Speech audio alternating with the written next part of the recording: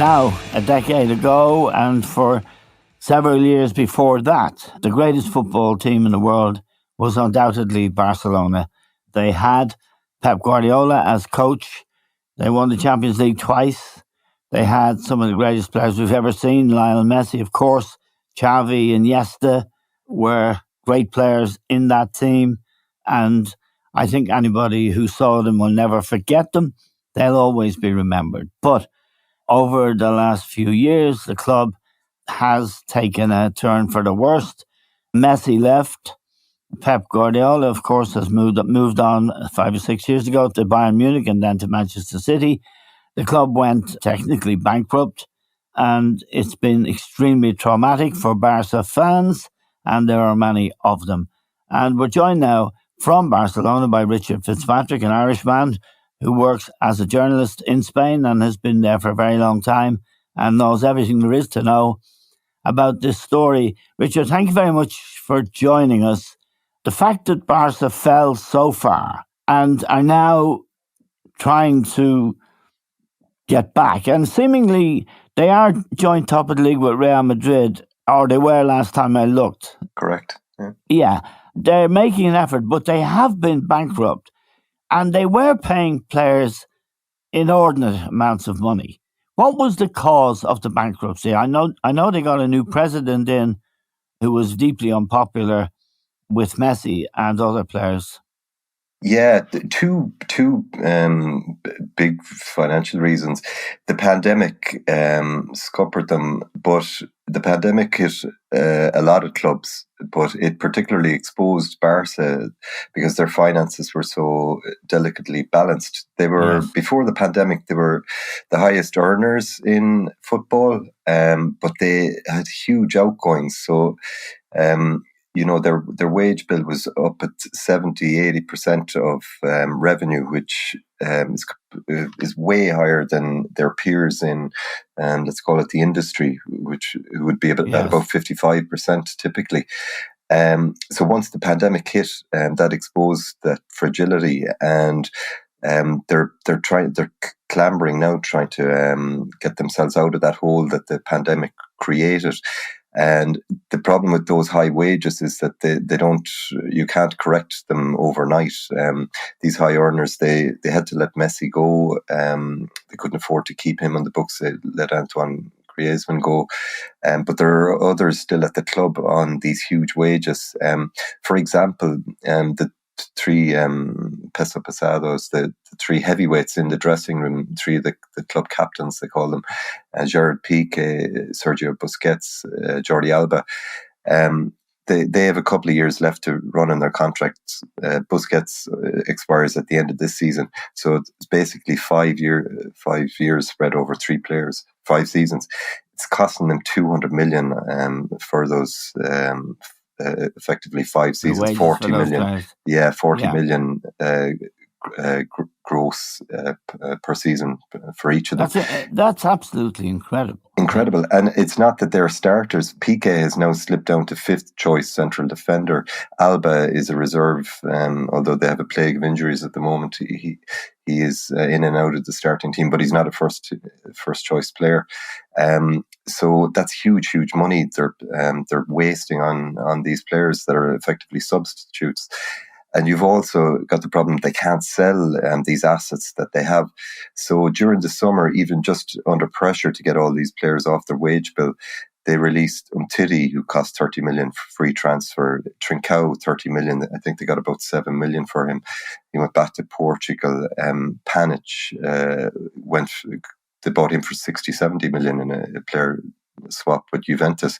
Went on a free transfer. Langley, 30, 40 million from Sevilla, they bought him. He went on a free to Spurs. So they can't sell players. Dembele was another expensive purchase, and his contract had expired, and they re-signed him as a free agent.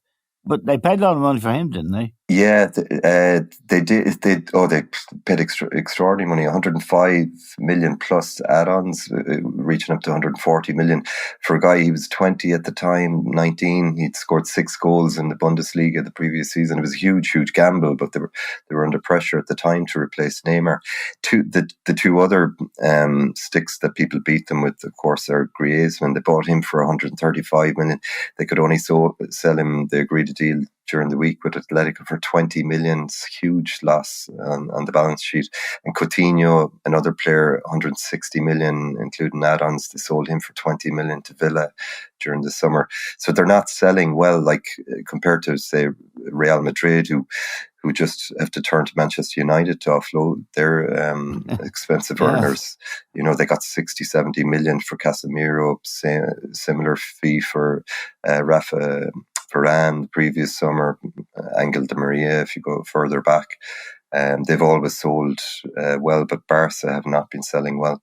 Now, this weekend, Real Madrid play Barcelona in the Clasico. It's the most famous derby in the world, Madrid-Barca. It's in the Bernabeu on the 16th of October, which is Saturday, I think. Let's look at a couple of cases. They've bought Lewandowski from Bayern. In fact, he was on a free, I think. They got him, and he has been a success, hasn't he? And they are joint top of the league with Real Madrid at the moment. Yeah, the Lewandowski case is very interesting. He actually, they bought him, and it's very contentious. They paid up to like 45 million for him, which is maybe twice what you'd expect to pay for a guy who turned 34. Yeah. Exactly, turned 34 in August. I think it was during the summer. And this is typical of them, of Barca. They gave him a 4-year contract. Bayern weren't prepared to give a guy who was hitting his mid-30s. They were only prepared to give him 1-year contracts. Right. That's what Real Madrid do as well. A lot of clubs have that policy for over 30-year-old players. But Barca were desperate to get him. Lewandowski pushed to get out of the club, which a lot of players don't do. So they got him, but so far it's paying off. Goal wise, he's been extraordinary. 12 goals in 11 games, yes. So he's absolutely delivering. But also he's brought illusion, as they say in Spain. It brought kind of excitement and magic to the club, and the clubs like Barca and Real Madrid live on these Galactico players. They need them to. They've been selling Lewandowski jerseys like churros, as they say here. It's extraordinary the jump in attendance figures at the Camp Nou. I mean, the fans are behind the club, and they're a very ratty bunch when things aren't going well. But its stadium attendances a huge jump from 50,000 to 80,000 for games against the likes of Rayo Vallecano or Valladolid, averaging 85,000. It's huge numbers. Whereas last year they were on 55,000 average at the stadium. So there is a lot of excitement with the new signings. Now, when they were virtually bankrupt, I think technically maybe they were bankrupt, they did some remarkable business. That's one word for putting. They got approval for a 1.5 billion spend on the stadium to overhaul the stadium, and they also sold 25% of their TV rights for 25 years for €500 million, 517 million euros, and they also sold 50% of something called Barca Studios for 200 million. And of course, they famously spent all of last summer, Richard, trying to sell or get rid of Frankie De Jong, a very good young Dutch player that they spent a lot of money buying. The television rights deal seems to me to be particularly foolhardy. For 25 years, 25% for $500 million, they'd be spending that on Piqué's wages. Yeah. If we could never be sure about projected income because the figures will vary in the future. We don't know how things pan out, but you can today. We could make a back of a cigarette pack mathematical deduction and say they're going to lose. they've got in 500, 600 million, and whereas they would earn like 1 billion plus over those 25 years in income if they held on to that, and possibly those rights. More. Yeah, exactly. So it's on the face of it, it's not good business, but their backs are to the wall. It's interesting. Like you mentioned the money they've got from Goldman Sachs. You know, they're going to do a stadium rebuild for 1.5 billion. They got they have the approval for that. So if the company, or if they are a company, investors do look at them and say, okay, this is a solid, or it's a worthwhile investment.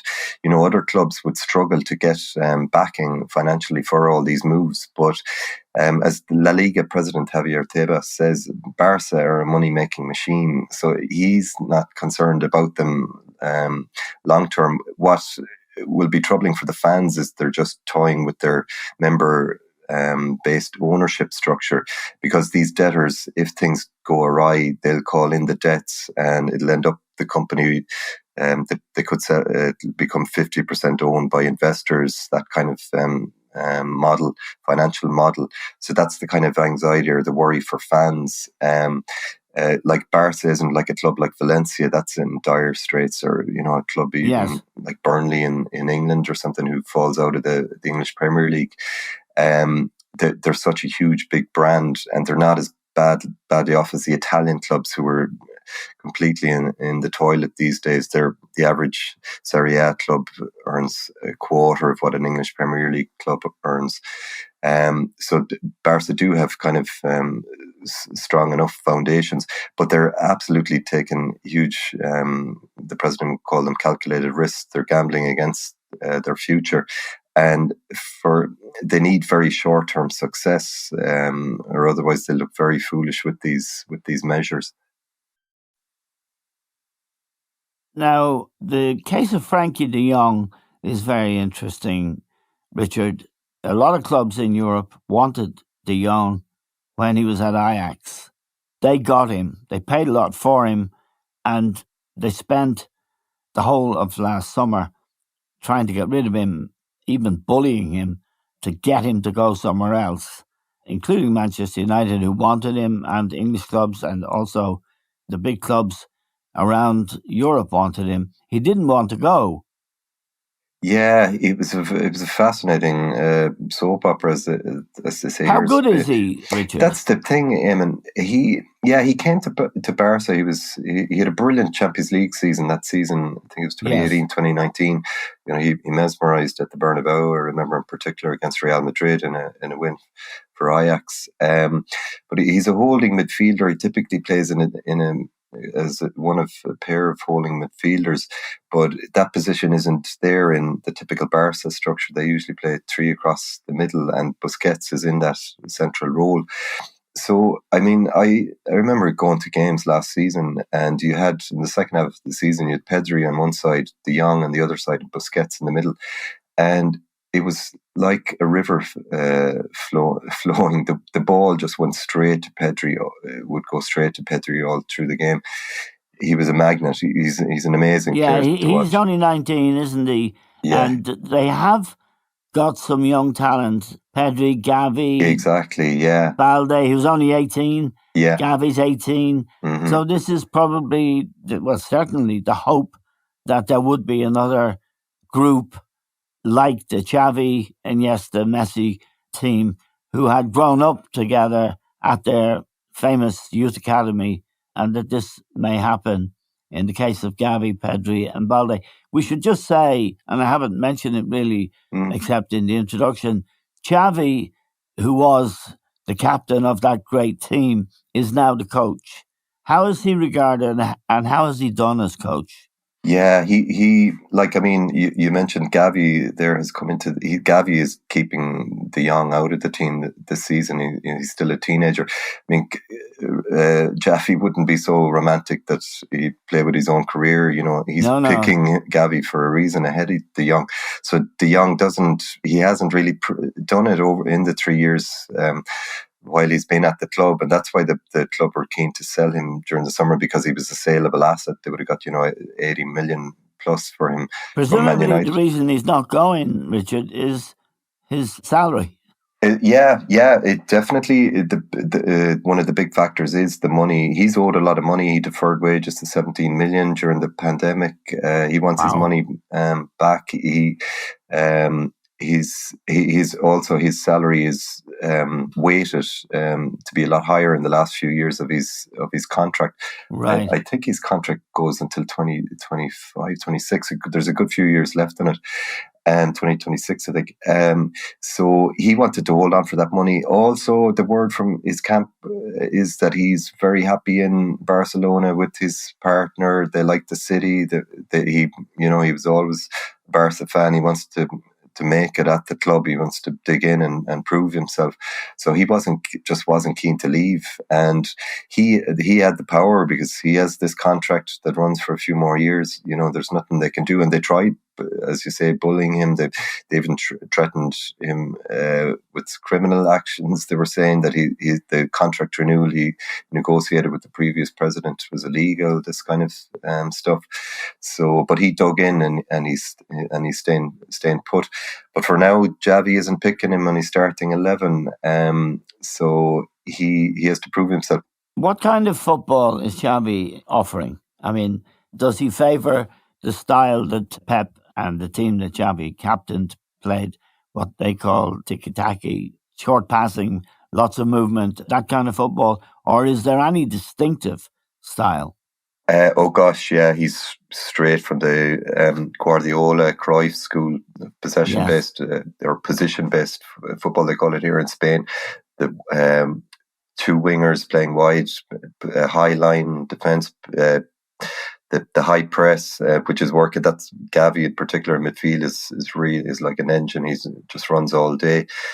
So he's like all the signs are. He's been in the job almost a year now, 12 months, and the signs are very good. I mean, he's under a lot of pressure, but like it was interesting. Panic was offloaded there a month or so ago. And he said in an interview there last week that the difference between Koeman and Xavi is like night and day. Ronald Koeman was the previous coach. Yes. He said Koeman, there was no intensity with him in training sessions. He didn't prepare for matches. Xavi is all about tactics and ideas, and he's got a huge energy and obviously huge stature in the club and in the game. He was really pivotal in the summer. They brought in all these players and they made fools out of Chelsea several times. Chelsea were in for Rafinha. They wanted to get Dembele. They wanted Jules Koundé as a fantastic central defender. They got him ahead of Chelsea. Sevilla, wasn't it? Yeah, from Sevilla, and Chelsea were in pole position to get him. But Barca nixed Chelsea in all of those moves, and Xavi was a key player in all those negotiations. A phone call similarly to keep Lewandowski calm during his transfer saga. But when Xavi calls, you get a phone call from Xavi. Players sit up and listen, and they buy into his project. So he's been very impressive. But it's a difficult job he has, because the demands for success are so high now. Now there are suggestions that I've seen recently, Richard, that Lionel Messi might go back to Barcelona. Within the last 10 days, I've seen this rumour. He's fed up at PSG, and I don't blame him. Apparently, Mbappe is fed up at PSG as well. And with Neymar playing alongside them, I don't blame them for being fed up. But it seems like PSG is a shambles and Messi is unhappy. Would he be welcome back? Which is probably a stupid question. Yeah. And do you think there's any substance to it? Has there been any talk in Barcelona about it? Yeah. Oh no, it's a huge question here, and I mean, Paris is just a circus up there. It is a circus. There's no doubt about it. Yeah. Amazing. Mbappe, he got all the tea in China or all the gold in Qatar during the summer. He's in the papers today, actually. Yeah. He's expressed his desire to leave. He's unhappy and he wants to get out of there. It's unbelievable. Yeah. So yeah, Messi. There's a very well-sourced journalist in Argentina who says that Messi is going to leave at the end of the year and return to Barca. So that's got everybody talking. You ask a very pertinent question.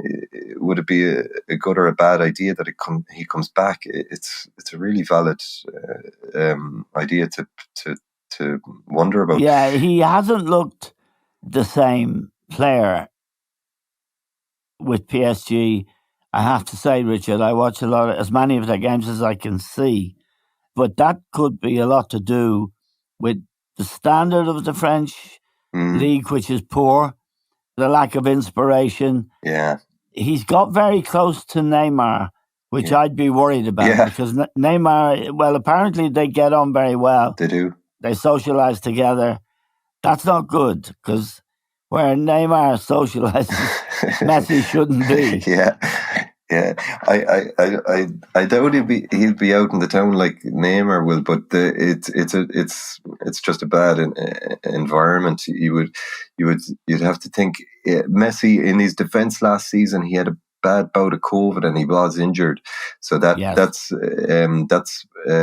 partly explicable for his kind of so-so performances. Did his family move to Paris with him? They did, yeah. They're backwards and forwards to Barcelona a lot. It's not far away, and obviously Messi has his private plane. They did. He's not happy in the city. He wants to get out of there. He wants to return to Barcelona because it's his home. Effectively, with the three kids have grown up here, and they're still quite young. They're all under 10. So they want to return. Would it be a good idea for the club? He'll be 36 in June. We see with Ronaldo, Cristiano Ronaldo, these players coming to the end, they just exert such a weight on a club, in the dressing room, at a board level. He's such a dominant, silent dictator figure. For him to come back in now, it'd be very strange, very difficult for the coach Xavi, if he's still there. The pressure on the other young players in the squad, where would he come in on the team? It would kill the likes of Ferran Torres, Ansu Fati. These guys who were brought in. Rafinha was bought. You'd think he'd go in on the wing again. So their futures would be compromised. How would he dovetail with Lewandowski? Lewandowski is, he's the main man now in the club. So he's not 24, 25, so it's debatable. He'd also still command a huge salary, it's very questionable whether it would be a good or a bad move. There's a huge emotional pull, of course, by the club, by the fans. They all want to see him return, because he left under such sour circumstances. Now, the Clasico tomorrow in Madrid. Great coach Ancelotti has done a fantastic job at Madrid with a kind of aging team in a way, but he's just been brilliant. They're joint top of the league, aren't they? Correct, yeah. At the moment. Mm-hmm. So it's a massive game.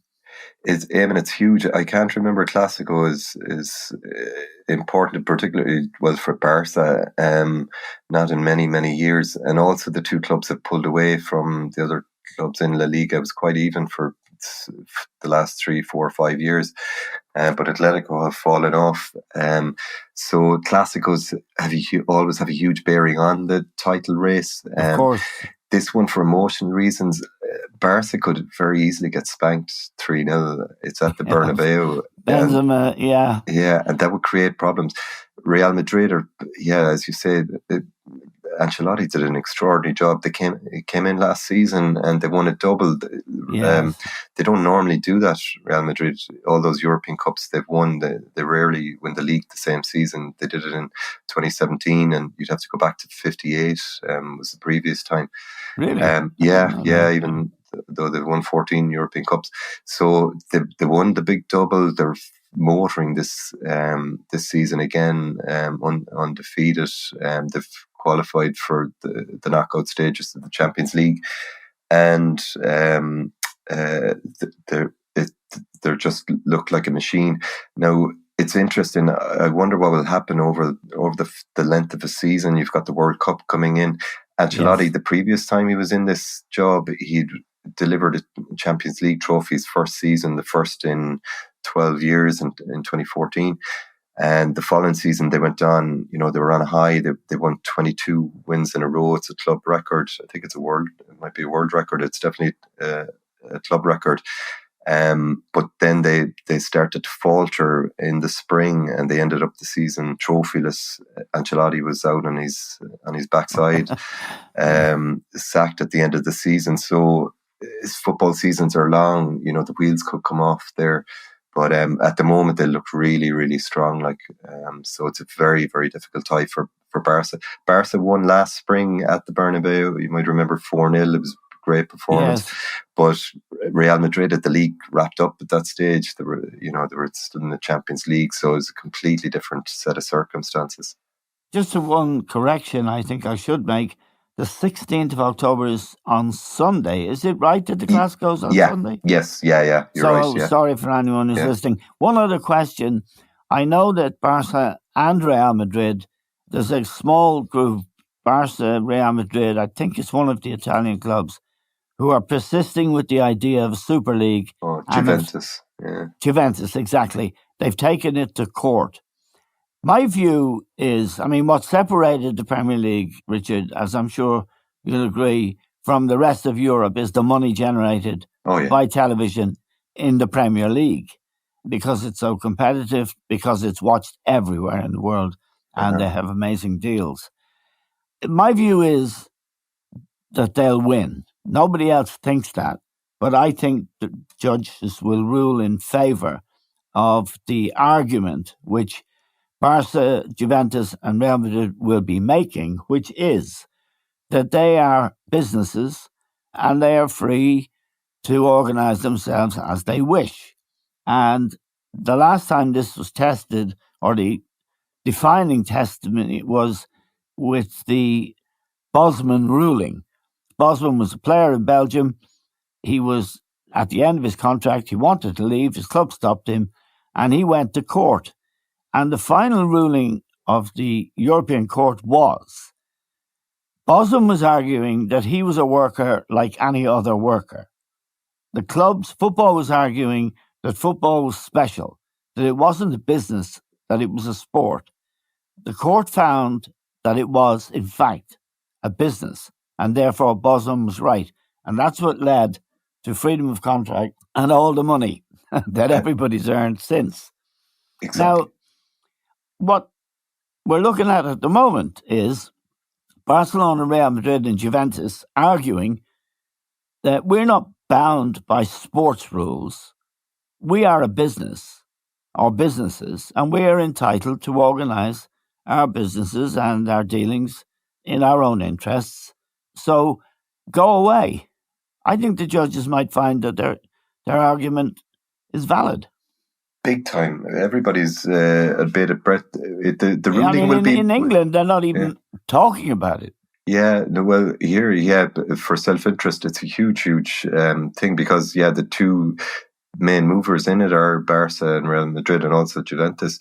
They met in Las Vegas, of all places, during the summer. The three chairmen, Florentino, Joan Laporta, and Agnelli.